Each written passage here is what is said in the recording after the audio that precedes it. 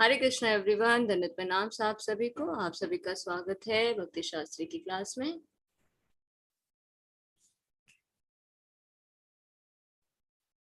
तो हम कर रहे थे अध्याय 15 श्रीमद् भगवद गीता यथारूप कृष्ण कृपा मूर्ति श्री श्रीमद् कृष्ण कृपा मूर्ति ऐसी भक्ति वेदांत स्वामी श्रील प्रभुपाद के द्वारा अध्याय 15 पुरुषोत्तम योग। तो लास्ट हमने कितने श्लोका किए थे, कोई बता सकते हैं? 12 किए थे। 13 से स्टार्ट करना। माता जी 12 हो गए थे। Thank you so much. तो 13 श्लोका से हम स्टार्ट करते हैं। माता जी आपकी आवाज काफी स्लो आ रही है माता जी। नेटवर्क का थोड़ा सा इशू है। हरे कृष्णा, अभी क्लियर है प्रभु? जी माता जी थोड़ी सी क्लियर आ हुई है। थैंक यू प्रभु।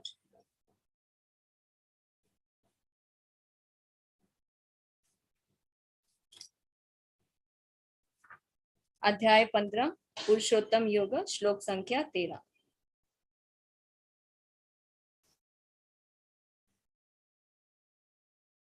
हरे कृष्णा लवलीन माता जी। हरे कृष्णा माता जी, सभी को दंडवत प्रणाम। माता जी पढ़ना शुरू करूं? हाँ जी माता जी।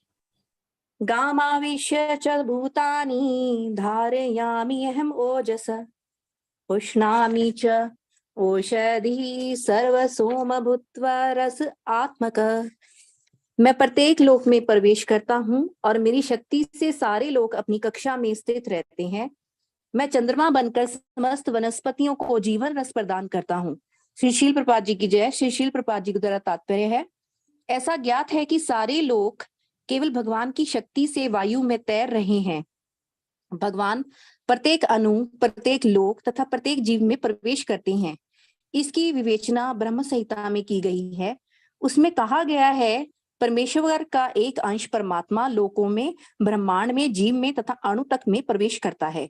अतएव उनमें प्रवेश करने से प्रत्येक वस्तु ठीक से दिखती है। जब आत्मा होता है तो जीवित मनुष्य पानी में तैर सकता है, लेकिन जब जीवित स्फुलिंग इस देह से निकल जाता है और शरीर मृत हो जाता है तो शरीर डूब जाता है। निसंदेह सड़ने के बाद ये शरीर तिनके तथा अन्य वस्तुओं के समान तैरता है, लेकिन मरने के तुरंत बाद शरीर पानी में डूब जाता है। इसी प्रकार ये सारे लोग शून्य में तैर रहे हैं और ये सब उनमें भगवान की परम शक्ति के प्रवेश के कारण है। उनकी शक्ति प्रत्येक लोग को उसी तरह थामे रहती है जिस प्रकार धूल को मिट्टी मुट्ठी में बंद रहने पर धूल के गिरने का भय नहीं रहता, लेकिन मैं नीचे इसी प्रकार ये विराट रूप की मुट्ठी में बंधे हैं, अपने अपने स्थानों पर टिकी हैं। वैदिक मंत्रों में कहा गया है कि भगवान के कारण सूर्य चमकता है और सारे लोग लगातार घूमते रहते हैं। यदि ऐसा उनके कारण ना हो तो सारे लोग वायु में धूल के समान बिखर कर नष्ट हो जाएं। इसी प्रकार से भगवान के ही कारण चंद्रमा समस्त वनस्पतियों का पोषण करता है। चंद्रमा के प्रभाव से सब्जियां सुस्वादु बनती हैं। चंद्रमा के प्रकाश में बिना सब्जियां ना तो बढ़ सकती हैं ना स्वादिष्ट हो सकती हैं। वास्तव में मानव समाज भगवान की कृपा से काम करता है, सुख से रहता है और भोजन का आनंद लेता है, अन्यथा मनुष्य जीवित ना रहता। रसात्मक शब्द अत्यंत महत्वपूर्ण है। प्रत्येक वस्तु चंद्रमा के प्रभाव से परमेश्वर द्वारा स्वादिष्ट बनती है। हरे कृष्णा माता जी। आगे पढ़ना माता जी। एक बार इतना ही करते हैं। थैंक यू सो मच माता जी। धन्यवाद माता जी। माता जी एक और पढ़ लीजिए तो दोनों को। जी माता जी, धन्यवाद माता जी। अहम वैष्णवर भूत्वा प्राणिनाम देहम आश्रिता प्राण अपान समायुक्त पचामी अनम चतुर्विधम। मैं समस्त जीवों के शरीर में पाचन अग्नि यानी वैष्णवर हूँ और मैं श्वास प्रश्वास प्राण वायु में रहकर 4 प्रकार के अन्नों को पचाता हूँ। श्री शील प्रपात जी की जय। श्री शील प्रपात जी के द्वारा तात्पर्य है, आयुर्वेद शास्त्र के अनुसार आमाशय यानी पेट में अग्नि होती है जो वहां पहुंचे भोजन को पचाती है। जब ये अग्नि प्रज्वलित नहीं रहती तो भूख नहीं जगती और जब ये अग्नि ठीक रहती है तो भूख लगती है। कभी कभी जब अग्नि मंद हो जाती है तो उपचार की आवश्यकता होती है। जो भी हो, ये अग्नि भगवान का प्रतिनिधि स्वरूप है। वैदिक मंत्रों से भी ब्रह्मधारण्यक उपनिषद में 5.7.2 में पुष्टि होती है कि परमेश्वर का ब्रह्म अग्नि रूप में आमाशय के भीतर स्थित है और समस्त प्रकार के अन्नों को पचाते हैं। अयम अग्निश्वरो य अम्यन्तः पुरुषे येने दमनम पच्यते। चूंकि भगवान सभी प्रकार के अन्नों के पाचन में सहायक होते हैं, अतः जीव भोजन करने के मामले स्वतंत्र नहीं है। जब तक परमेश्वर पाचन में उसकी सहायता नहीं करते, तब तक खाने की कोई संभावना नहीं है। इस प्रकार भगवान ही अन्न को उत्पन्न करते हैं और वो ही पचाते हैं। उनकी ही कृपा से हम जीवन का आनंद उठाते हैं। वेदांत सूत्र में 1.2 में 27 में इसकी पुष्टि हुई है। शब्दाद्योऽन्तः प्रतिष्ठान च। भगवान शब्द के भीतर, शरीर के भीतर, वायु के भीतर तथा यहाँ तक कि पाचन शक्ति के रूप में आमाशय में भी उपस्थित हैं। अन्न चार प्रकार का होता है। कुछ निगले जाते हैं यानी पेय, कुछ चबाए जाते हैं यानी भोज्य, कुछ चाटे जाते हैं यानी लेह तथा कुछ चूसे जाते हैं चोष्य। भगवान सभी प्रकार के अन्नों की पाचक शक्ति हैं। धन्यवाद माता जी। Hare Krishna. Thank you so much lovely माता जी। तो देखिए यहाँ पर भगवान क्या कह रहे हैं, मैं प्रत्येक लोक में प्रवेश करता हूँ। जैसा कि हमने जाना था, सबसे पहले भगवान क्या करते हैं, हम जीवों के लिए, जो जीव भगवान से विद्रोह करते हैं, स्वाभाविक स्थिति क्या है, जीव तो भौतिक 3 गुणों से ऊपर है, लेकिन जब भौतिक प्रकृति के संग में आता है भगवान से विद्रोह करके, तब उस पर इन 3 गुणों का प्रभाव पड़ता है और वो इस भौतिक संसार में आकर उलझ जाता है। पर भगवान हमारा साथ नहीं छोड़ते। भगवान क्या करते हैं, सबसे पहले अपना एक्सपेंशन करते हैं विष्णु में, पहले बलराम जी में करते हैं, उसके बाद शॉर्ट फॉर्म में अगर हम जाने तो विष्णु में करते हैं, अगर डिटेल में हम जाने तो सबसे पहला भगवान अपना एक्सपेंशन करते हैं बलराम जी में, फिर बलराम जी आगे चतुर्व्यूह में, और उसके बाद विष्णु। कौन से विष्णु, 3 विष्णु, महाविष्णु, गर्भोदकशाही विष्णु और शिरोदकशाही विष्णु के रूप में भगवान इस धरा जगत में प्रविष्ट होते हैं। गर्भोदकशाही विष्णु के रूप में भगवान के श्वास से असंख्य ब्रह्मांड निकलते हैं और भगवान हर एक ब्रह्मांड में प्रवेश कर जाते हैं और उनके नाभि कमल से ब्रह्मा जी उत्पन्न होते हैं। महाविष्णु के रूप में उनके श्वास से असंख्य ब्रह्मांड निकलते हैं और फिर गर्भोदकशाही विष्णु के रूप में भगवान हर एक ब्रह्मांड में प्रवेश करते हैं और उनके नाभि कमल से ब्रह्मा जी उत्पन्न होते हैं। और शिरोदकशाही विष्णु के रूप में भगवान हर एक जीव के हृदय में विराजमान होते हैं। जीव ही नहीं, भगवान के कहते हैं अणु और परमाणु में भी मैं स्थित हूँ। भगवान क्या कर रहे हैं, प्रत्येक लोक में प्रवेश करते हैं और यहाँ कह रहे हैं मेरी शक्ति से सारे लोग अपनी कक्षा में स्थित रहते हैं।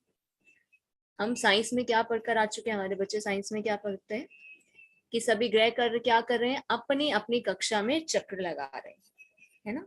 तो किस प्रकार लगा रहे हैं, ये कैसे पॉसिबल है, कोई तो पावर है ना जो उसे चला रही है। कौन है, भगवान के कह रहे मेरी शक्ति से मैं प्रत्येक लोक में प्रवेश करता हूँ, मेरी शक्ति से ही सारे लोग अपनी कक्षा में स्थित रहते हैं। मैं ही चंद्रमा बनकर समस्त वनस्पतियों को जीवन रस प्रदान करता हूँ। हमारे जीवित रहने के लिए भोजन की आवश्यकता होती है, हम भोजन पर, अन्न पर डिपेंड है।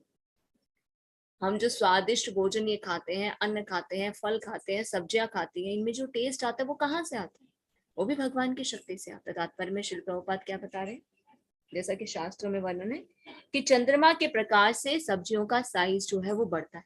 ये किसान बता सकते हैं कि रात के समय क्या होता है, फल और सब्जियों का आकार बढ़ता है। हम देखते हैं ना, जैसे कोई, अगर किसी ने देखा हो कहीं कोई फार्म में कहीं गए हो या खेत में गए हो, तो छोटे छोटे से पहले होते हैं, साइज फिर धीरे धीरे बड़े हो जाती है। कैसे बड़े होते हैं, कब बड़े होते हैं, रात के समय, क्योंकि रात के समय चंद्रमा की रोशनी होती है, तो उनका साइज भी बढ़ता है और उनके अंदर स्वाद भी आता है। और अब जब हम इनको सेवन करते हैं फल और सब्जियों को, तो हम क्या कहते हैं, हाँ सो स्वादिष्ट, बहुत ही स्वादिष्ट है, आनंद की हम अनुभूति करते हैं।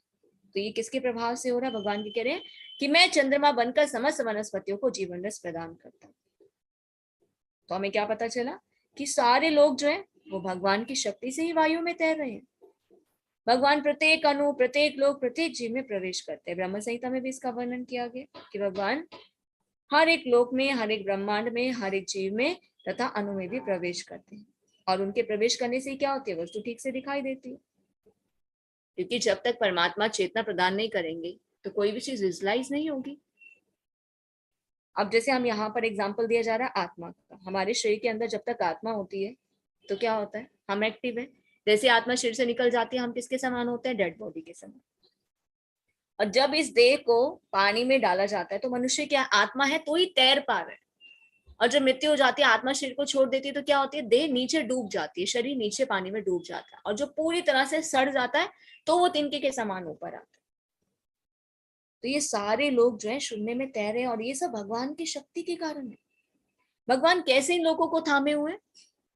जैसे मान लीजिए मुट्ठी में धूल को हम पकड़ लेते हैं तो धूल नीचे नहीं गिरेगी ना, और जैसे धूल को हम हवा में उछालेंगे तो क्या होगी, सारी धूल बिखर जाएगी। उसी तरह से भगवान ने क्या किया है, भगवान की शक्ति से ही सभी ग्रह अपनी अपनी कक्षा में घूम रहे हैं।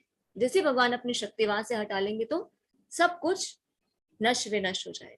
तभी कहते हैं ना महाप्रलय आदि। तो वैदिक मंत्रों में कहा गया है कि भगवान के कारण ही सूर्य चमकता है, सारे लोग लगातार घूमते रहते हैं। यदि ऐसा उनके कारण ना हो तो क्या होगा, सारे लोग वायु में धूल के समान बिखर कर नष्ट हो जाएंगे, और भगवान ही चंद्रमा जूस बनकर वनस्पतियों को पोषण करते हैं, और चंद्रमा के प्रभाव से सब्जियां स्वादिष्ट बनती हैं। अगर चंद्रमा का प्रकाश नहीं हो तो ना तो सब्जियों का साइज बढ़ेगा, ना ही उनका स्वाद। तो वास्तव में मानव समाज भगवान की कृपा से ही काम करता है, सुख से रहता है, भोजन का आनंद लेता है, क्योंकि हम भोजन के बिना जीवित नहीं रह सकते, है ना। जल के बिना हम जीवित नहीं रह सकते, ऑक्सीजन के बिना हम जीवित नहीं रह सकते। ये सब किसकी कृपा से हो रहा है, ये सब कृष्ण की कृपा से ही हो रहा है। फिर आगे भगवान क्या कहते हैं, मैं समस्त जीवों के शरीरों में पाचन अग्नि हूँ, मैं श्वास प्राणवायु में रहकर 4 प्रकार के अन्नों को पचाता हूँ। तो आयुर्वेद शास्त्र के अनुसार हमारे पेट में क्या होती है, अग्नि होती है। हम कहते हैं ना हमने खाना खा लिया, खाना पच गया, हम कुछ नहीं कर रहे हैं, वो भी भगवान की ही शक्ति से हो रहा है। तो भगवान हमारे अग्नाशय में भी प्रवेश करते हैं, और जब ये अग्नि प्रज्वलित होती है ना तभी हमें भूख लगती है, और जब ये अग्नि प्रज्वलित नहीं होगी तो हमें भूख नहीं लगती। कुछ लोग कहते हैं ना अरे हमें तो भूख ही नहीं लगती है, तो क्या करते हैं, डॉक्टर के पास जाते हैं दिखाने के लिए, अरे भूख ही नहीं लगती है, क्या करें, क्योंकि उनकी जो अग्नि है वो शिथिल हो जाती है। तो जो भी हो, ये अग्नि क्या है, भगवान का ही प्रतिनिधि स्वरूप है, और इसका वर्णन वैदिक मंत्रों से भी इसकी पुष्टि होती है कि परमेश्वर जो है वो अग्नि रूप में अमाशय के भीतर स्थित है, और भगवान क्या करे, सभी अन्नों को पचा रहे हैं। तो भगवान सभी अन्नों को पचाने में सहायक है, पर हम जो है, हम किसी भी मामले में स्वतंत्र नहीं। हम कहते हैं ना हमने किया, हम कर रहे हैं, हमने खाना खा लिया, खाना पच गया, हमने खाने को पचा लिया, हम कुछ नहीं कर रहे, सब कुछ कृष्ण की कृपा से। तो भगवान शब्द के भीतर, शरीर के भीतर, वायु के भीतर, यहाँ तक कि पाचन शक्ति के रूप में भी अमाशय में उपस्थित है। अन्न कितने प्रकार का होता है, 4 प्रकार का। कुछ निगले जाते हैं, कुछ चबाए जाते हैं, कुछ चाटे जाते हैं, कुछ चूसे जाते हैं। तो भगवान क्या करते हैं, सभी अन्नों की पाचक शक्ति है। अगर भगवान की शक्ति नहीं हो तो हम किसी भी लायक नहीं, हम कुछ भी नहीं कर सकते। हम एक श्वास नहीं ले सकते, हम भोजन को नहीं पचा सकते, हम बोल नहीं सकते, हम देख नहीं सकते, हम कोई कार्य नहीं कर सकते। पर हम क्या कहते हैं, मैंने किया। नहीं। तो शास्त्रों से, श्री प्रभुपाद की कृपा से हम क्या जान पा रहे हैं कि सब कुछ कृष्ण की ही कृपा से हो रहा है, जो हम ये मानव जीवन को जी पा रहे हैं, ये हम सुख और ये आनंद को ले पा रहे हैं। हरे कृष्ण। नेक्स्ट, हरे कृष्ण सुमन माता जी। हरे कृष्णा माता जी, दंड प्रणाम माता जी। सर्वस्य चाहम् इति तस्तिभीष्टा मत्समीति ज्ञान अपोनश्च विदेश्य सर्वाभिव मे विष्णु वेदांत कृता विवेकीव च अहम्। मैं प्रत्येक जीव के हृदय में असीम हूँ और मुझसे ही स्मृति, ज्ञान और विस्मृति होती है। मैं ही वेदों के द्वारा जाने योग्य हूँ। निस्संदेह मैं वेदांत का संकल्प करता तथा समस्त वेदों का जानने वाला हूँ। तात्पर्य प्रभुपाद जी की जय। प्रभुपाद जी द्वारा परमेश्वर परमात्मा रूप में प्रत्येक जीव के हृदय में स्थित है और उन्हीं के कारण सारे कर्म प्रेरित होते हैं। जीव अपनी विगत जीवन की सारी बातें भूल जाता है, लेकिन उसे परमेश्वर के निर्देश अनुसार कार्य करना होता है, जो उसके सारे कर्मों का साक्षी है। अतः वह अपनी विगत कर्मों के अनुसार कार्य करना परम करता है, इसके लिए अवश्य ज्ञान तथा स्मृति उसे प्रदान की जाती है, लेकिन वह विगत जीवन के विषय में भूलता रहता है। इसी प्रकार भगवान न केवल सर्वव्यापी है, अपितु वह प्रत्येक हृदय में अंतर्यामी भी है। वे विभिन्न कर्म फल प्रदान करने वाले हैं। वे न केवल निरंकार ब्रह्मा तथा अंतर्यामी परमात्मा के रूप में पूजनीय, अपितु वह वेदों के अवतारों के रूप में भी पूजनीय है। वेद लोगों को सही दिशा बताते हैं, जिससे वे समुचित ढंग से अपना जीवन ढाल सके और भगवान के धाम को वापस जा सके। वेद भगवान कृष्ण विषय ज्ञान प्रदान करते हैं और अपने अवतार व्यास देव के रूप में कृष्ण ही वेदांत सूत्र के संकल्प करता है। वेद व्यास देव द्वारा श्रीमद् भागवत के रूप में किया गया वेदांत सूत्र का भाष्य वेदांत सूत्र की वास्तविक सूचना प्रदान करता है। भगवान इतने पूर्ण है कि बद्ध जीवों के उद्धार हेतु वे उसके अन्न के प्रदाता एवं पाचक हैं, उसके कार्यकल्पों के साक्षी हैं तथा वेदों के रूप में ज्ञान के प्रदाता हैं। वे भगवान श्री कृष्ण के रूप में भगवत गीता के शिक्षक हैं। वे बद्ध जी द्वारा पूज्य है। इस प्रकार ईश्वर सर्व कल्याणप्रद तथा स्वर दयामय है। अतः प्रविष्ट शांता जनानम, जीव यूं ही अपने शरीर को छोड़ता है, उसे भूल जाता है, लेकिन परमेश्वर द्वारा प्रेरित होने पर वह फिर से काम करने लगता है। यद्यपि जीव भूल जाता है, लेकिन भगवान उसे बुद्धि प्रदान करते हैं, जिससे वह पूर्व जन्म के अपूर्ण कार्यों को फिर से करने लगता है। अतः जीव अपने हृदय में स्थित परमेश्वर के आदेश अनुसार इस जगत में सुख या दुख को केवल भोग ही करता है, अपितु उनसे वेद समझने का अवसर भी प्राप्त करता है। यदि कोई ठीक से वैदिक ज्ञान पाना चाहे तो कृष्ण उसे अवश्य बुद्धि प्रदान करते हैं। वे इसीलिए वैदिक ज्ञान प्रस्तुत करते हैं, इसलिए कि जीव को कृष्ण को समझने की आवश्यकता है। इसकी पुष्टि वैदिक साहित्य में होती है। योसो सर्ववेदी गीत्या, यानी चारों वेद, वेदांत, सूत्र तथा उपनिवेशों, निषादों एवं पुराणों समेत सारी वैदिक साहित्य में परमेश्वर की कीर्ति का गान है। उन्हें वैदिक अनुष्ठानों द्वारा, वैदिक दर्शन का व्याख्या द्वारा तथा भगवान की भक्ति में पूजा द्वारा प्राप्त किया जाता है। अतः वेदों का उद्देश्य कृष्ण को समझना है। वेद हमें निर्देश देते हैं जिससे कृष्ण को जाना जा सकता है और उनकी अनुभूति भी की जा सकती है। भगवान की चरम लक्ष्य है कि वेदांत सूत्र जो है स्कंद एक अध्याय के चौथे श्लोक में इसकी पुष्टि इन शब्दों में ही तत्व मान्य यता यानी मनुष्य 3 अवस्थाओं में सिद्धि प्राप्त करता है। वैदिक साहित्य ज्ञान से भगवान के साथ अपने संबंध का समझा जाता है, विभिन्न विधियों को संपन्न करके उन तक पहुंचाया जा सकता है और अंत में उस परम लक्ष्य श्री भगवान को प्राप्ति की जा सकती है। इस श्लोक में वेदों के प्रयोजन, वेदों के ज्ञान तथा वेदों के लक्ष्य को स्पष्ट परिभाषित किया गया है।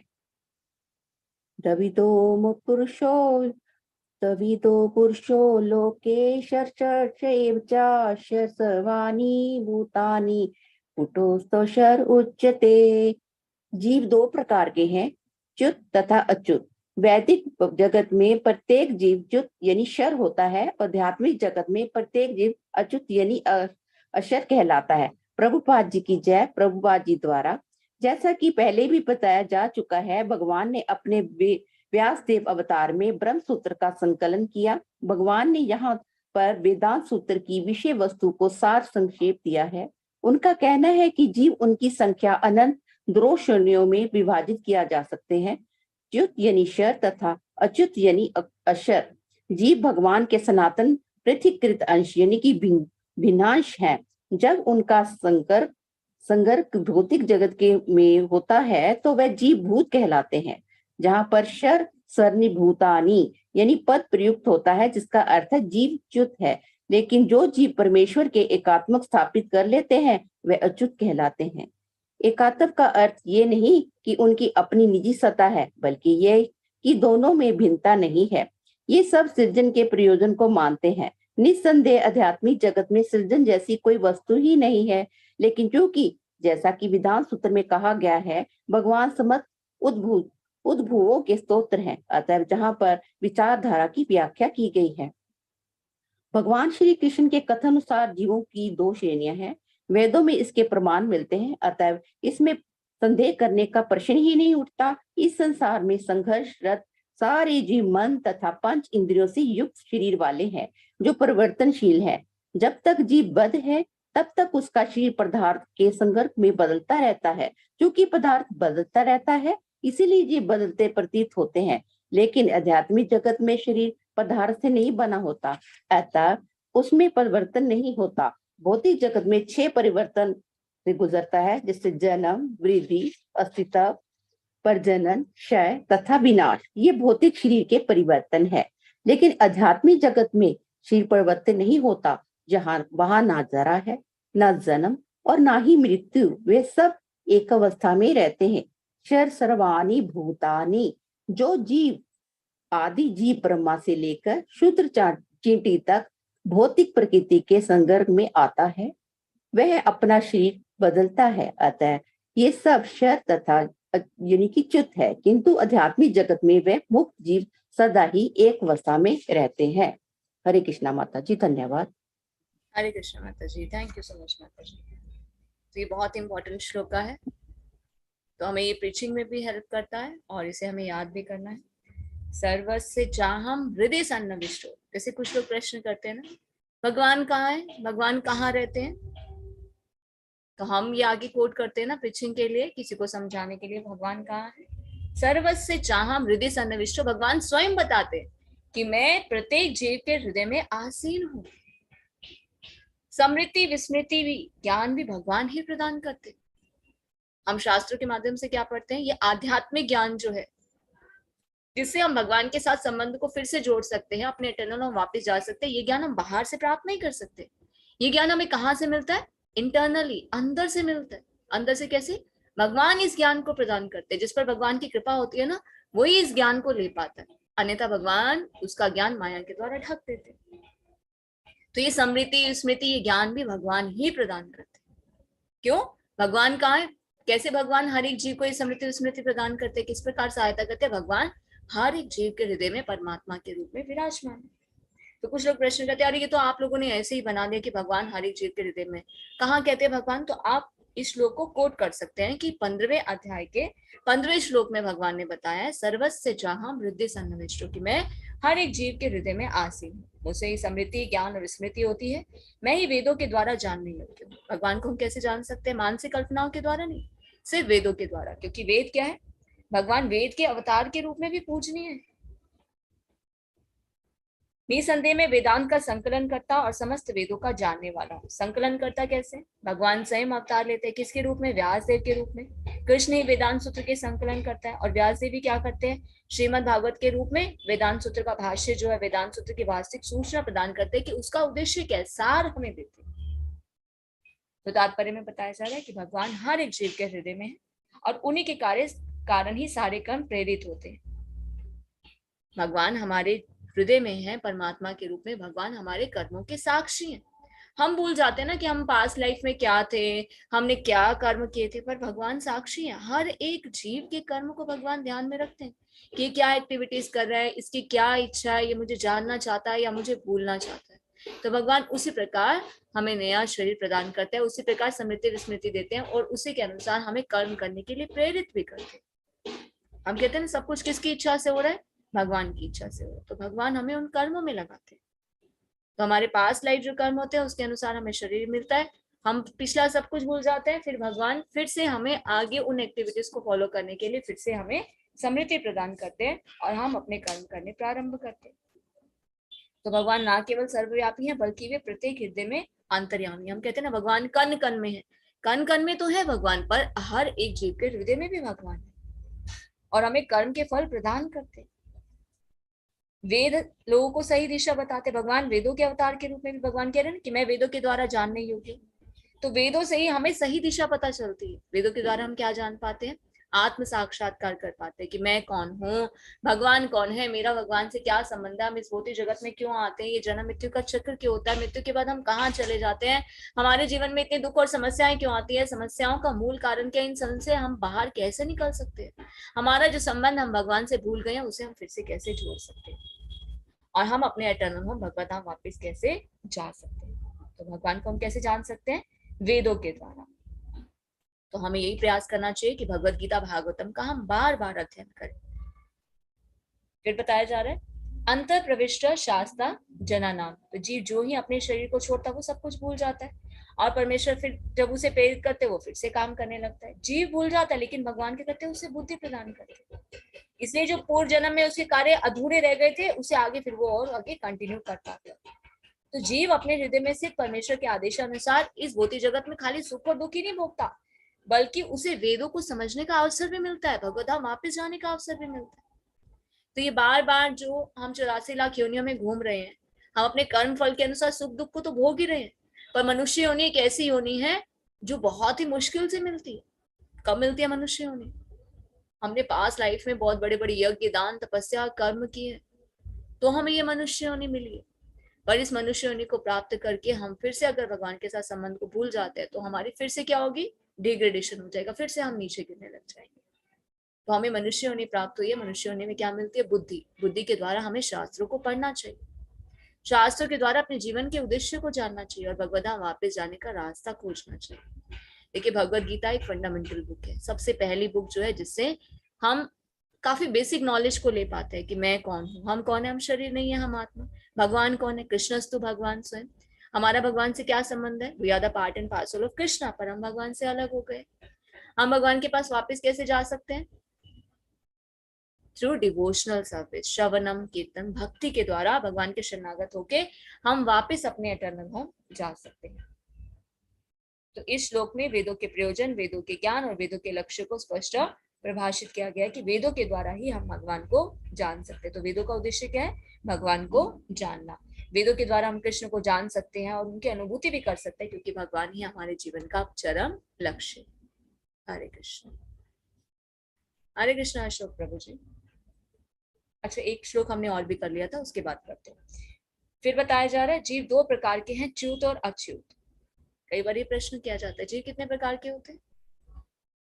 च्युत और अच्युत। तो आपको इस वर्ड से आप ये पता कर सकते हैं कि हम कौन है।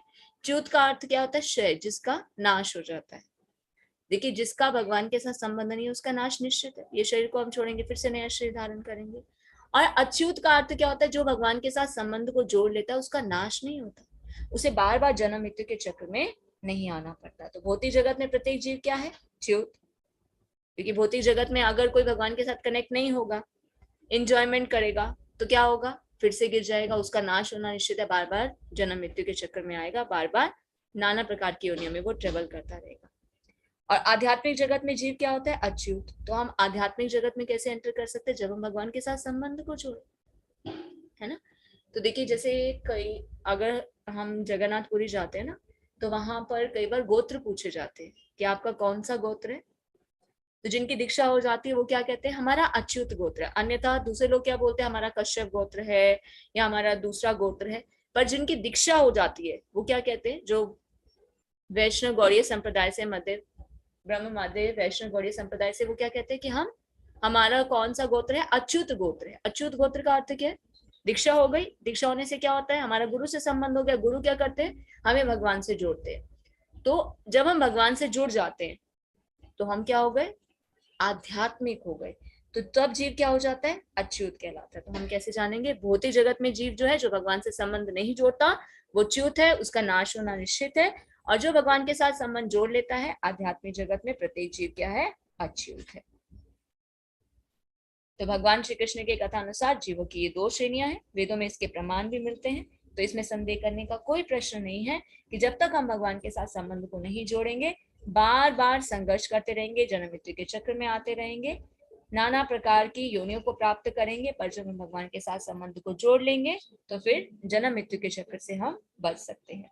तो शर सर्वाणी भूतानी, जो भी जीव ब्रह्मा से लेकर शुद्ध चीटी तक भौतिक प्रकृति के संसर्ग में आता है, अपना शरीर बदलता है अपने कर्म के अनुसार, अतएव ये सब क्या है? शर है, च्युत है, उनका नाश होना निश्चित है। किंतु जब हम भगवान के साथ संबंध को जोड़ लेते हैं तो क्या हो जाते हैं? अच्युत हो जाते हैं। तो फिर उनको नीचे नहीं गिरना पड़ता, बार बार जन्म मृत्यु के चक्र में नहीं आना पड़ता। हरे कृष्ण। हरे कृष्ण। अशोक प्रभु जी। हरे कृष्ण माता जी, दंडवत प्रणाम जी, दो पढ़िएगा। उत्तमा पुष्टत्वन्यः परमात्मेति उदाहृतः यो लोकत्रयमाविश्य निवर्तव्य ईश्वरः। इन दोनों के अतिरिक्त एक परम पुरुष परमात्मा है जो साक्षात अविनाशी भगवान है और जो तीनों लोकों में प्रवेश करके उनका पालन कर रहा है। शील प्रभुपाद जी की जय। शील प्रभुपाद जी द्वारा तात्पर्य। इस श्लोक का भाव कठोपनिषद तथा श्वेताश्वतर उपनिषद में अत्यंत सुंदर ढंग से व्यक्त हुआ है। वहां ये कहा गया है कि असंख्य जीवों के नियंता, जिनमें से कुछ बद्ध हैं और कुछ मुक्त हैं, एक परम पुरुष है जो परमात्मा है। उपनिषद का श्लोक इस प्रकार है, नित्यो नित्यानाम चेतनश चेतनानाम। सारांश ये है कि बद्ध तथा मुक्त दोनों प्रकार के जीवों में से एक परम पुरुष भगवान होता है जो उनका सबका पालन करता है और उन्हें कर्मों के अनुसार भोग को सुविधा प्रदान करता है। वो भगवान परमात्मा रूप में सबके हृदय में स्थित है। जो बुद्धिमान व्यक्ति उन्हें समझ सकता है वही पूर्ण शांति लाभ कर सकता है, अन्य कोई नहीं। यस्मात् शर्मतीतो हमक्षरादापि चोत्तमः अतोऽस्मि लोके वेदे च प्रथितः पुरुषोत्तमः। क्योंकि मैं शत तथा अक्षर दोनों के परे हूँ और चूंकि मैं सर्वश्रेष्ठ हूँ, अतएव मैं इस जगत में तथा वेदों में परम पुरुष के रूप में विख्यात हूँ। शील प्रभुपाद जी जय। शील प्रभुपाद जी द्वारा तात्पर्य, भगवान कृष्ण से बढ़कर कोई नहीं है, न तो बद्ध जीव न मुक्त जीव, अतएव वे पुरुषोत्तम है। अब ये स्पष्ट हो चुका है कि जीव तथा भगवान व्यष्टि है। अंतर इतना है कि जीव चाहे बद्ध अवस्था में है या मुक्त अवस्था में, वो शक्ति में भगवान की अकल्पनीय शक्तियों से बढ़कर नहीं हो सकता। ये सोचना गलत है कि भगवान तथा जीव समान स्तर पर है या सब प्रकार से एक समान है। इनके व्यक्तित्व में सदैव श्रेष्ठता तथा निम्नता बनी रहती है। उत्तम शब्द अत्यंत सार्थक है। भगवान से बढ़कर कोई नहीं है। लोके शब्द पौरुष आगम स्मृति शास्त्र में के लिए आया है, जैसा कि निरुक्त कोश में पुष्टि की गई है। लोकते वेदार्थो नेन, वेदों का प्रयोजन स्मृति शास्त्रों में विवेचित है। भगवान के अंतर्यामी परमात्मा स्वरूप का भी वेदों में वर्णन हुआ है। निम्नलिखित श्लोकों में आया है, तावदेश संप्रसादोस्म अच्छारीरात्म समुत्थाय परम ज्योति रूपम संपद्य स्वेन रूपेणाभिनिश्य पद्यते स उत्तमः पुरुषः। शरीर से निकलकर परमात्मा का प्रवेश निराकार ब्रह्म ज्योति में होता है, तब वे अपने इस आध्यात्मिक स्वरूप में बने रहते हैं। ये परमात्मा ही परम पुरुष कहलाता है। इसका अर्थ ये हुआ कि परम पुरुष अपना आध्यात्मिक तेज प्रकट तथा प्रसारित करते रहते हैं और यही चरम प्रकाश है। उस परम पुरुष का एक स्वरूप है अंतर्यामी परमात्मा। भगवान सत्यवती तथा पराशर के पुत्र रूप में अवतार ग्रहण कर व्यास देव के रूप में वैदिक ज्ञान की व्याख्या करते हैं। हरे कृष्ण माता जी, धन्यवाद। हरे कृष्ण प्रभु जी, थैंक यू सो मच प्रभु जी। तो पिछले श्लोक में हमने क्या जाना, जीव की दो श्रेणियां हैं, च्युत और अच्युत। जो इस भौतिक जगत में होता है वो च्युत है, उसका नाश होना निश्चित है, बार बार जन्म मृत्यु के चक्र में आएगा। और जो आध्यात्मिक जगत से संबंधित होता है, जिसका भगवान से कनेक्शन होता है, वो क्या है, अच्युत है, उसका नाश नहीं होता, क्योंकि आध्यात्मिक जगत में जन्म मृत्यु का चक्र नहीं होता। तो फिर भगवान इसमें बता रहे हैं कि इन दोनों के अतिरिक्त एक परम पुरुष परमात्मा है जो साक्षात अविनाशी है और जो तीनों लोकों में प्रवेश करके उनका पालन करे। तो इस श्लोक का जो भाव है बहुत सुंदर ढंग से व्यक्त हुआ है। यहाँ कहा गया है कि असंख्य जीवों के नियंता, जिनमें से कुछ बद्ध हैं कुछ मुक्त हैं, और एक परम पुरुष है जो परमात्मा है। तो उपनिषद का श्लोक इस प्रकार है, सारांश क्या है कि बद्ध और मुक्त दोनों प्रकार के जीवों में से एक परम पुरुष भगवान होता है जो उन सबका पालन करता है। भगवान क्या कर रहे हैं, सबका पालन कर रहे हैं और उनके कर्म के अनुसार भोग की सुविधा प्रदान कर रहे हैं। भगवान सबके हृदय में परमात्मा के रूप में, और जो बुद्धिमान व्यक्ति होता है, जिसकी भगवान में श्रद्धा होती है, जो भगवान को जानने की इच्छा करता है, भगवान उसकी सहायता करते हैं, उसे समृद्धि प्रदान करते हैं और ज्ञान प्रदान करते हैं ताकि वो भगवान को जान सके। जो भगवान को समझ लेता है वही पूर्ण शांति लाभ को प्राप्त करता है, दूसरा कोई नहीं कर पाता। हर कोई शांति चाहता है, हर कोई सुख चाहता है, पर किसे शांति और सुख मिलेगी, जो कृष्ण को जानेगा, जो कृष्ण के साथ संबंध को जानेगा। और कृष्ण के साथ संबंध को कौन जान पाता है, जिस पर भगवान की कृपा होती है। भगवान किस पर कृपा करते हैं, जो भगवान को जानने का प्रयास करता है। तो हमें क्या करना होगा, इच्छा, प्रयास और अभ्यास, प्रैक्टिस में एक समय परफेक्ट। इच्छा करनी होगी भगवान को जानने की और प्रयास करना होगा, जिस प्रकार आप सभी कर रहे हैं, 16 माला का जप कर रहे हैं, भगवद गीता को पढ़ रहे हैं, तो हम क्या करें, प्रयास करें। इच्छा, प्रयास और अभ्यास, जब इसी तरह से अभ्यास करते रहेंगे तो एक दिन हम जरूर कृष्ण को प्राप्त कर पाएंगे।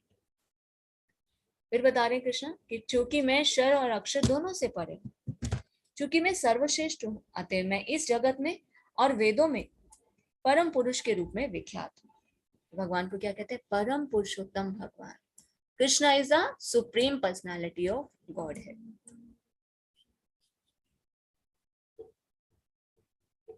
भगवान कृष्ण से बढ़कर कोई नहीं है, ना तो बद्ध जीव ना ही मुक्त जीव। भगवान परम पुरुषोत्तम है।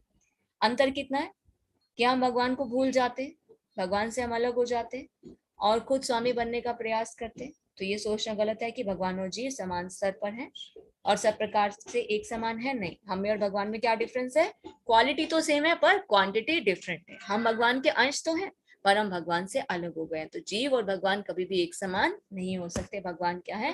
परम पुरुषोत्तम है और वेदों के द्वारा ही हम भगवान को जान सकते हैं। और भगवान के अंतर्यामी परमात्मा स्वरूप का भी वेदों में भी वर्णन हुआ है। ऐसा नहीं कि सिर्फ यहाँ पर भगवान बता रहे, वेदों उपनिषदों में भी इसका वर्णन हुआ है। तो शरीर से निकलकर परमात्मा का प्रवेश निराकार ब्रह्म ज्योति में होता है, तब वे अपने इस आध्यात्मिक स्वरूप में बने रहते हैं और यह परमात्मा ही परम पुरुष कहलाता है। तो ब्रह्म ज्योति क्या है? भगवान के ही शरीर से निकलने वाला तेज। परमात्मा कौन है? जब भगवान हर एक जीव के हृदय में प्रवेश करते हैं। तो इसका अर्थ यह हुआ कि परम पुरुष क्या है? अपना आध्यात्मिक तेज प्रकट करते हैं, प्रसारित करते हैं, यही चरम प्रकाश है।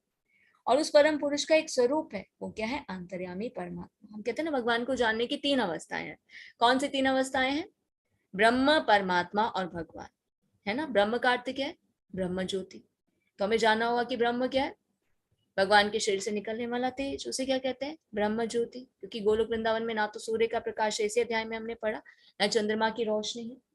तो किस प्रकार वहां पर गोलोक वृंदावन प्रकाशमान होता है? भगवान के शरीर से इतना दिव्य तेज निकलता है कि पूरा का पूरा गोलोक वृंदावन प्रकाशमान हो जाता है। और वही तेज जब गोलोक वृंदावन से बाहर निकलता है, एक चमकीला आकाश बनाता है, जिसे ब्रह्म ज्योति कहते हैं। और वही भगवान क्या करते हैं? हर एक जीव के हृदय में शरीरोदक्षाई विष्णु के रूप में प्रवेश करते हैं, उन्हें क्या कहते हैं? परमात्मा। भगवान कौन है? जब हम भगवान को और जानने का प्रयास करते हैं, कृष्णस्तु भगवान स्वयं। शास्त्रों के माध्यम से हम जान पा रहे हैं कि परम पुरुषोत्तम भगवान कौन है? श्री कृष्ण है। ब्रह्म संहिता में ब्रह्मा जी कहते हैं, नारद मुनि कहते हैं, व्यास देव कहते हैं, और यहाँ पर भगवत गीता में भगवान स्वयं भी कहते हैं, मया अध्यक्षेण प्रकृति, मेरी ही अध्यक्षता में सब कुछ कार्य हो रहा है। हरे कृष्ण। नेक्स्ट, हरे कृष्णा संजय प्रभु जी।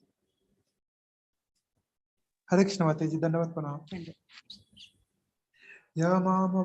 यमामिवं सम्भूढ़े जानाति पुरुषोत्तमे सब वर्तित जाते मां सर्वभावने भारत।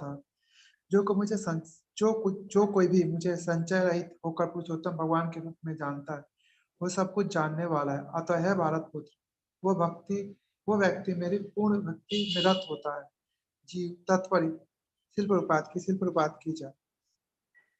जीव तथा भगवान की स्वाभाविक स्थिति में विषय में अनेक दार्शनिक उपरोह करते हैं। इस श्लोक में भगवान स्पष्ट बताते हैं कि जो भगवान कृष्ण को परम पुरुष के रूप में जानता है, वो सारी वस्तुओं को ज्ञाता है। अपूर्ण ज्ञाता परम सत्य के विषय में केवल चिंतन करता रहता है, जबकि पूर्ण ज्ञाता समय का अपव्यय किए बिना सीधे कृष्ण भावनामृत में लग जाता है, अर्थात भगवान की भक्ति करने लगता है। संपूर्ण भगवत गीता में पक्वक पर इस तत्व पर बल दिया गया है। फिर भगवत गीता कैसे अनेक कट्टर भास्कर है जो परमेश्वर तथा जीव को एक भी मानते हैं। वैदिक ज्ञान श्रुति कहलाता है, जिसका अर्थ है श्रवण करके सीखना। वास्तव में वैदिक सूचना कृष्ण तथा उनके प्रतिनिधियों जैसे अधिकारियों से ग्रहण करनी चाहिए। यहाँ कृष्ण ने हर वस्तुओं को अत्यंत सुंदर ढंग से बताया है, अतः इसी स्रोत में सुनना चाहिए। लेकिन केवल शुक्रों की तरह सुनना पर्याप्त नहीं है। मनुष्य को चाहिए कि अधिकारियों से समझे, ऐसा नहीं कि केवल सुख से चिंतन ही करते रहे। मनुष्य को विनीत भाव से भगवत गीता को सुननी चाहिए। ये सारे जीव सदैव भगवान के अधीन है। जो भी इसे समझ लेता है वो श्री कृष्ण के कथा अनुसार वेदों का प्रयोजन को समझता है, अन्य कोई और नहीं समझता। भजती शब्द अत्यंत सार्थक है। कई स्थानों पर भजती का संबंध भगवान की सेवा के अर्थ से व्यक्त हुआ। यदि कोई व्यक्ति पूर्ण कृष्ण भावनामृत में रत है, अर्थात भगवान की भक्ति करता है, तो समझना चाहिए कि वो उसका सारा वैदिक ज्ञान समझ लिया है, उसने सारा वैदिक ज्ञान समझ लिया है। वैष्णव परंपरा में यह कहा जाता है कि यदि कोई कृष्ण भक्ति में लगा रहता है तो उसे भगवान को जानने के लिए अन्य किसी आध्यात्मिक विधि की आवश्यकता नहीं रहती। भगवान की भक्ति करने के कारण वो पहले से ही लक्ष्य तक पहुंचा रहता है। वह ज्ञान की समस्त प्रारंभिक विधियों को पार कर चुका होता है। लेकिन यदि कोई लाखों जन्म तक चिंतन करने पर भी यह लक्ष्य नहीं पहुंच पाता है कि श्री कृष्ण भगवान है, तो उनकी ही शरण ग्रहण करनी चाहिए, जो उसका अनेक जन्मों का चिंतन व्यर्थ हो जाता है। उनकी ही शरण करनी चाहिए जो तो उसका अनेक जन्मों का चिंतन व्यर्थ जाता है। इति गुह्यं शस्त्रमेधि मुक्त मया नाथ एतो एव त बुद्धि एव त बुद्धवा बुद्धि मानस कृत्य कृत्य भारत। हे अनग, यह वैदिक शास्त्रों का सर्वाधिक गुप्त अंश है जिसे मैंने अब प्रकट किया है। जो कोई इसे समझता है वह बुद्धिमान हो जाता है और उसके प्रयास पूर्ण होंगे। तात्पर्य शिल प्रपात के द्वारा शिल प्रपात की जाए। भगवान ने यह स्पष्ट किया है कि यह सारे शास्त्रों का सार है और भगवान ने जिसे इसे जिस रूप में कहा है उसे उसी रूप में समझना चाहिए। इस तरह मनुष्य बुद्धिमान तथा दिव्य ज्ञान से पूर्ण हो जाएगा। दूसरे शब्दों में भगवान के इस दर्शन को समझने तथा उनकी दिव्य सेवा में प्रवृत्त होने से प्रत्येक व्यक्ति प्रकृति के गुणों के समस्त कलवश से मुक्त हो जाता है। भक्ति आध्यात्मिक ज्ञान की एक विधि है। जहाँ भी भक्ति होती है वहाँ भौतिक कलवश नहीं रह सकता। भगवत भक्ति तथा स्वयं भगवान एक है, क्योंकि दोनों आध्यात्मिक है। भक्ति परमेश्वर की अंतरंगता शक्ति के भीतर होती है। भगवान सूर्य के समान है और अज्ञान अंधकार है। जहाँ सूर्य विद्यमान है वहाँ अंधकार का प्रश्न ही नहीं उठता। अतः जब भी प्रामाणिक गुरु के मार्गदर्शन में अंतर्गत भक्ति की जाती है तो अज्ञान का प्रश्न नहीं उठता। प्रत्येक व्यक्ति को चाहिए कि कृष्ण भावनामृत को ग्रहण करे और बुद्धिमान तथा शुद्ध बनने के लिए भक्ति करे। जब तक कोई कृष्ण को इस प्रकार नहीं समझता, भक्ति में प्रवृत्त नहीं होता, तब तक वह समान मनुष्य को दृष्टि से कोई कितना बुद्धिमान क्यों न रहे, वह पूर्णतः बुद्धिमान नहीं है। जिस अनग शब्द में अर्जुन को संबोधित किया गया वह सार्थक है। अनग अर्थात है निष्पाप का अर्थ है कि जब तक मनुष्य समस्त पाप कर्मों से मुक्त नहीं हो जाता तब तक कृष्ण को समझ पाना कठिन है। उसे समस्त पापों कर्मों से मुक्त होना होता है, तभी वो समझ पाता है। लेकिन भक्ति इतनी शुद्ध तथा शक्तिमान होती है कि एक बार भक्ति में प्रविष्ट होने से मनुष्य स्वतः निष्पाप हो जाता है। शुद्ध भक्तों की संगति में रहकर पूर्ण कृष्ण भावना में भक्ति करते हुए कुछ बातों को बिल्कुल ही दूर कर देना चाहिए। सबसे महत्वपूर्ण बात जिस पर विजय पानी हो वह हृदय की दुर्बलता है। पहला पतन मनुष्य प्रकृति पर प्रभुत्व जताने की इच्छा के कारण होता है। इस तरह मनुष्य भगवान की दिव्य प्रेम भक्ति को त्याग देता है। दूसरी हृदय की दुर्बलता है जब कोई आधिकारिक प्रभुत्व जताने की इच्छा करता है तो वह भौतिक पदार्थों के समिति के प्रति आसक्त हो जाता है। इसे संसार की सारी समस्याएं उसके हृदय की दुर्बलता के कारण होता है। इस अध्याय के प्रथम 5 श्लोकों में हृदय की दुर्बलताओं से अपने को मुक्त कराने की विधि का वर्णन हुआ। छठे से लेकर अंतिम श्लोक तक पुरुषोत्तम योग की विवेचना के इस प्रकार भगवत गीता के प्रथम अध्याय का पुरुषोत्तम योग का भक्ति वेदांत तात्पर्य हुआ। हरे कृष्ण माता जी। ओम तत्सदिति श्रीमद्भगवद्गीतासु उपनिषत्सु ब्रह्म विद्यायां योग शास्त्रे श्रीकृष्णार्जुन संवादे पुरुषोत्तम योगो नाम पंचदशोऽध्यायः। ओम श्री कृष्णार्पणमस्तु। Hare Krishna. Hare Krishna. Thank you so much प्रभु जी।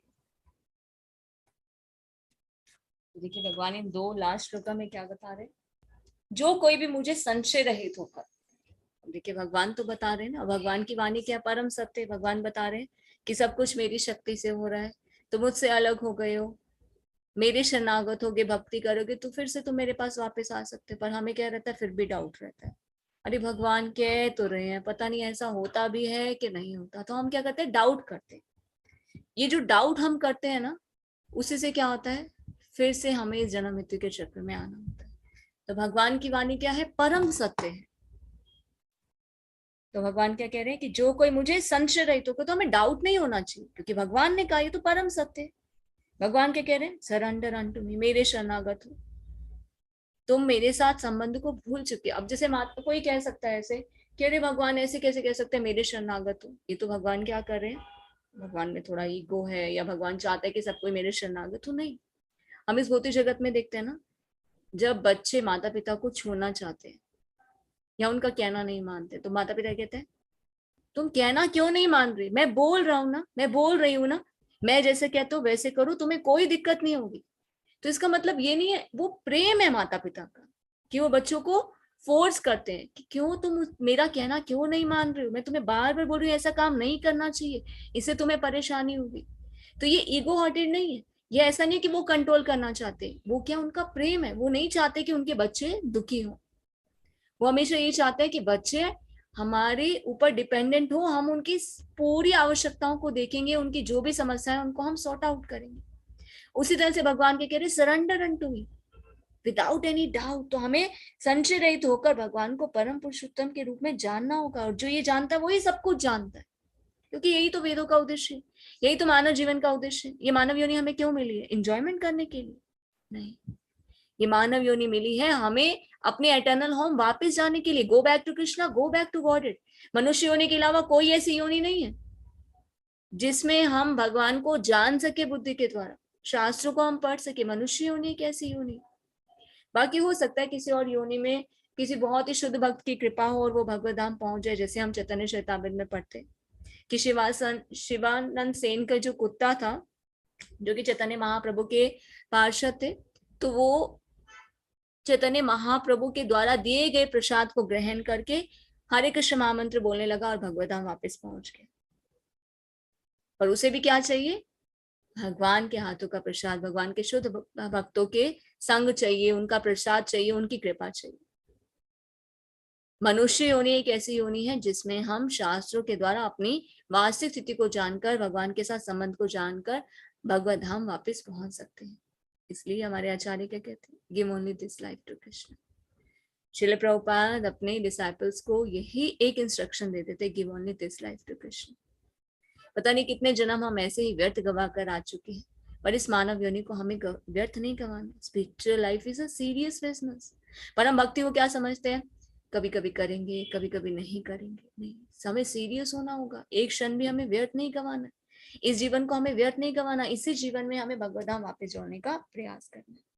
भगवान कह रहे हैं, हे भरत पुत्र, वह व्यक्ति मेरी पूर्ण भक्ति में रत होता है। कौन, जो विदाउट एनी डाउट भगवान के शरणागत होता है, भगवान को जानता है, वही सब कुछ जान पाता है, क्योंकि वो क्या करता है, भगवान की बातों को सत्य प्रामाणिक समझकर उन्हें अपनाता है और भक्ति जीवन में लगता है। और जो भक्ति जीवन में लगता है वही भगवान धाम वापस पहुंच सकता है, क्योंकि भगवान धाम वापस पहुंचने का टिकट क्या है, भक्ति का टिकट। तो तात्पर्य में बताया जा रहा है, जीव और भगवान की वास्तविक स्थिति के विषय में अनेक दार्शनिक ऊहापोह करते हैं। इस श्लोक में भगवान स्पष्ट क्या कहते हैं कि जो भगवान कृष्ण को परम पुरुष के रूप में जानता है वही सारी वस्तुओं को जानता है, और जो खाली चिंतन करता है वो क्या कर रहा है, अपना टाइम वेस्ट कर रहा है।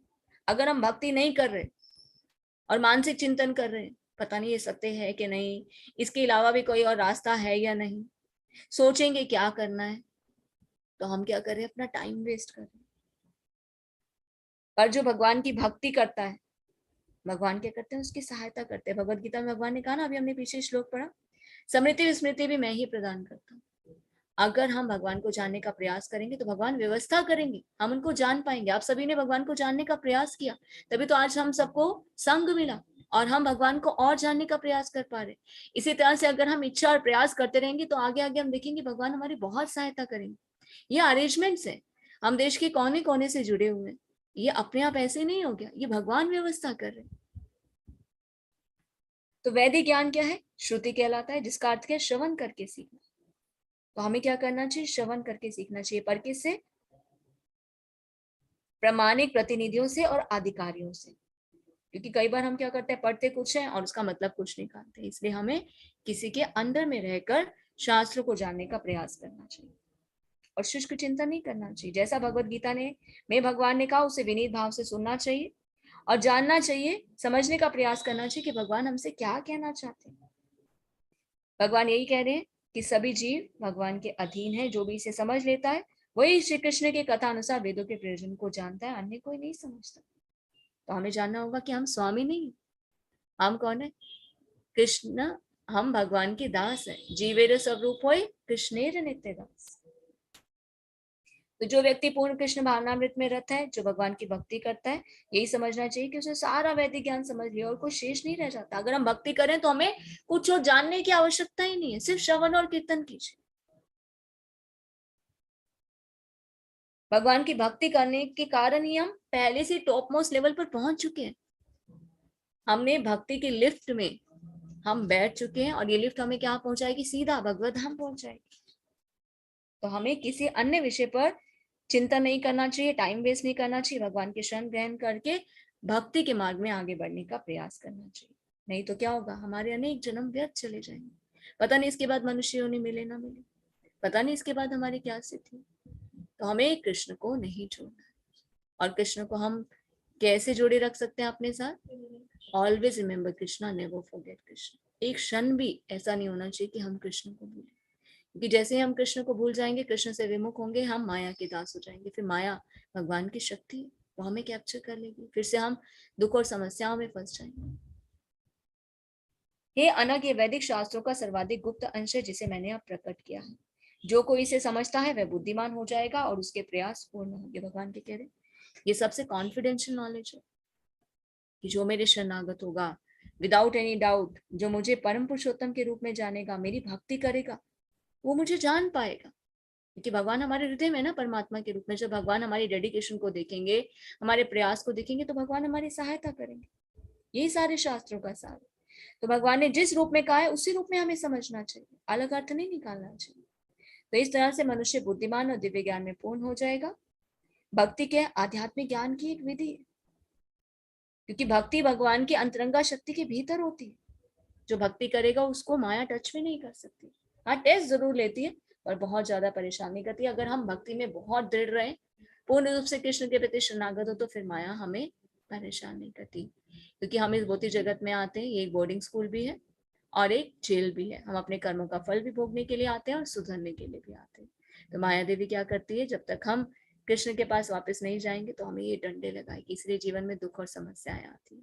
माया देवी क्या कहती है? सुधर जाओ, नहीं तो और नीचे योनियों में गुजरना पड़ेगा। जाओ, कृष्ण की शरण ग्रहण करो, क्योंकि ये संसार क्या है? दुखालयम और शाश्वत। ये संसार दुखों का घर है। तो प्रत्येक व्यक्ति को चाहिए कि प्रमाणिक गुरु के मार्गदर्शन के अंतर्गत भक्ति करे, तो अज्ञानता का प्रश्न ही नहीं उठता। क्यों? क्योंकि कृष्ण सूर्य सम, माया है अंधकार। जहां पर कृष्ण है वहां माया का कोई भी कार्य नहीं है। वहां अज्ञानता का अंधकार जो है, अज्ञानता का प्रश्न ही नहीं उठता। तो क्योंकि अज्ञान क्या है? वो अंधकार है। और पर कृष्ण क्या है? सूर्य के समान। सूर्य होता है तो अंधेरा नहीं रहता ना, रोशनी हो जाती है। उसी प्रकार हमारे जीवन में अगर जब तक कृष्ण रहेंगे तो हम अज्ञानता से बचे रहेंगे।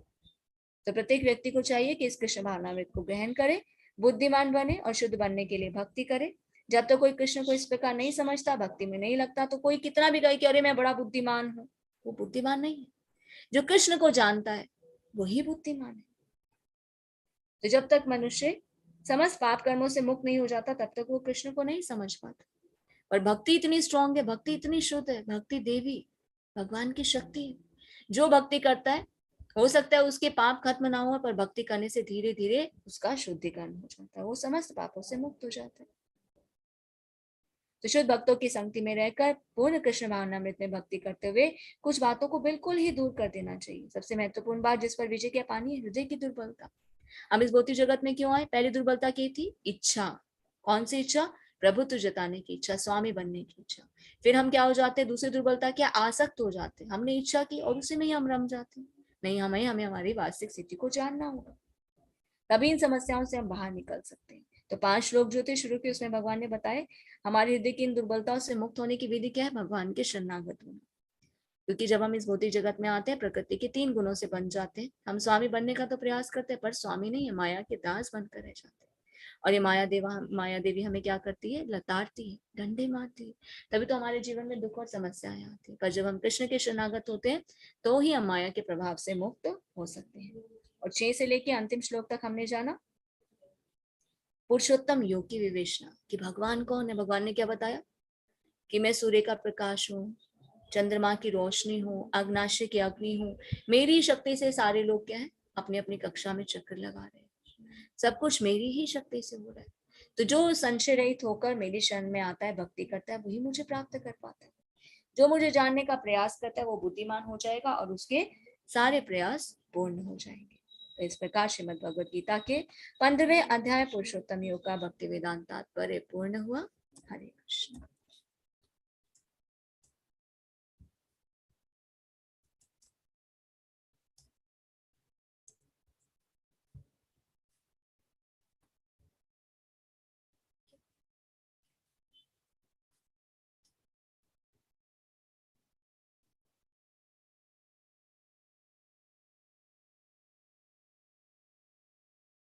हरे कृष्णा। तो चैट बॉक्स में अभी अटेंडेंस का लिंक देते हैं आप सभी को। आप सभी से रिक्वेस्ट है अपनी अटेंडेंस को फिल करके ही लीव करें और इसके बाद मिलेंगे हम फ्राइडे को।